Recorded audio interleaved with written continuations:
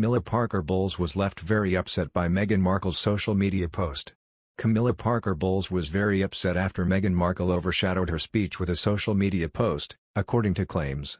Tension within the royal family remains rife as new claims from an unauthorized biography of the Sussexes cause a stir. The book Finding Freedom, written by Omid Scobie and Carolyn Durand, is being updated with new information from the beginning of this year. The Sussexes have distanced themselves from the book and made it clear its authors, who rely on unnamed sources, do not speak on their behalf. The unauthorized biography includes details around Harry and Meghan's interview with Oprah Winfrey in March, as well as the couple's heartbreak after Prince Philip's passing.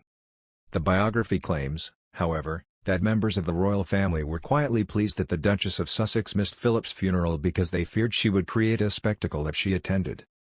This isn't the first time rumors of royal rifts have emerged surrounding the attention Meghan gets from fans and other royal observers. In March last year, reports from the unknown source claimed there had been a fallout between Camilla Parker Bowles and Meghan. The Duchess of Sussex allegedly broke an understanding not to overshadow a long-planned speech by Camilla on domestic violence. Meghan posted photos of her at a theatre as the Duchess of Cornwall gave her address. Camilla was said to be very upset. One well-placed insider said, "Camilla's work is very important to her and her decision to highlight the scourge of domestic violence at the 10th negation anniversary of Women of the World was a carefully thought-out plan.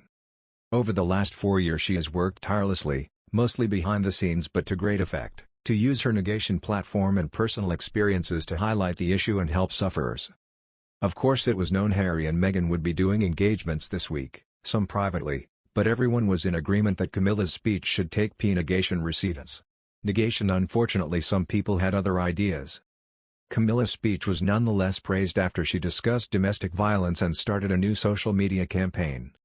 The Duchess of Cornwall said at the time, "As a somewhat ancient technophobe, is not always familiar with some of the jargon younger people use today, but I do know about hashtags. And now I am using my very first one, negation everyone's problem. Domestic abuse is everyone's problem and the solution must be too.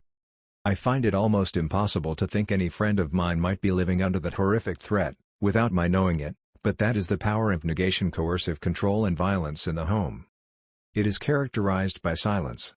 Silence from those that suffer, silence from those around them, and silence from those who perpetrate abuse. This silence is corrosive. It leaves women, children and men carrying the burden of shame. It prevents them from speaking out about the abuse and it prevents them from getting help. And at its worst it can be fatal." Meghan and Harry also share a passion for helping women in need of help due to domestic violence.